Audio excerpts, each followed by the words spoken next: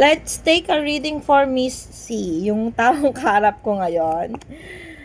Okay, this card showing na nasa isang sitwasyon ka ngayon sa buhay mo na hindi mo ginusto or pakiramdam mo yung paraging ikaw yung naghahabol o gumagawa ng pamamaraan para maging maayos yung takbo ng buhay mo or yung isang karelasyon mo.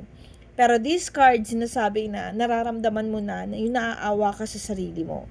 Yung pakiramdam mo na kahit ginagawa mo ng pamamaraan, yung mga bagay-bagay para maayos pero nakikita mong hindi nakikipag-cooperate sa'yo yung partner mo, hindi nakikipag-cooperate yung tadhana sa'yo. Bakit parang kahit hindi mo namang gusto, parang ikaw pa rin yung may kasalanan. Kahit na ikaw yung gumagawa ng pamamaraan para maging maayos yung lahat.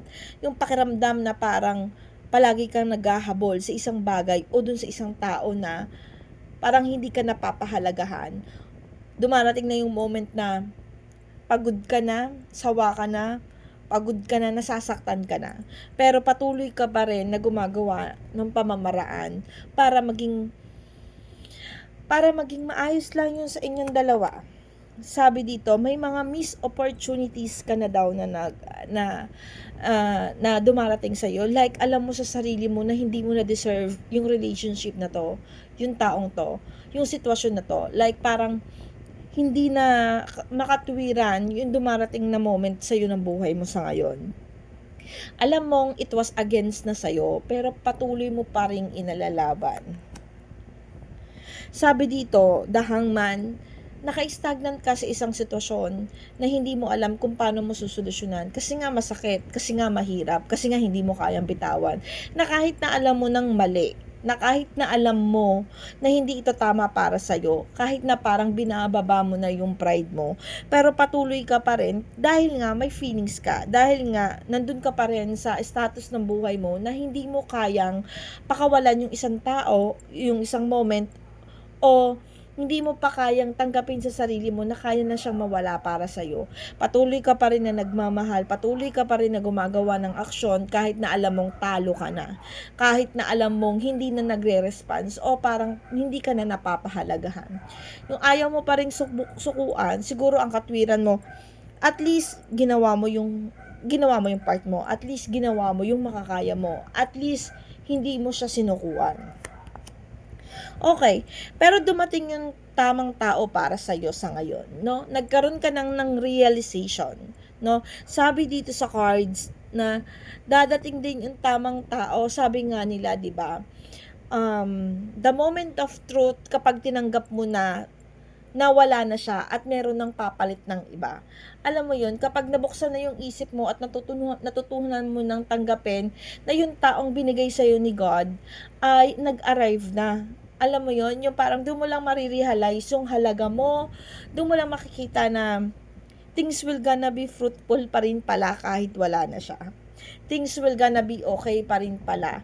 Tapos yung mga pinagdaanan mo before, na problema, yung mga bagay na pinagdaanan mo before, na mga bagay na ginawa mo para dun sa taong ibinigay mo lahat, tinatawanan mo na lang ngayon. Tapos nare-realize mo na yung taong ito na dumating sa'yo, yung taong ibinibigay yung para sa'yo lahat, nakikita mo na parang yung ikaw yung dati, yung na-appreciate ka, yung kaya kang mahalin, then nakikita mo dito yung things will gonna be okay na, nagiging kumbaga, nagkakasundo na, nagiging masaya ka na. Natapos na daw yung mga bagay na kabiguan mo at yung mga sacrifices na ginawa mo. So, ayun nga yung sinasabi ko kaganina sa usapan natin, no, na parang when the God give you the right person, yung nag-arrive na, things will gonna be fruitful. Things na parang masaya na, no?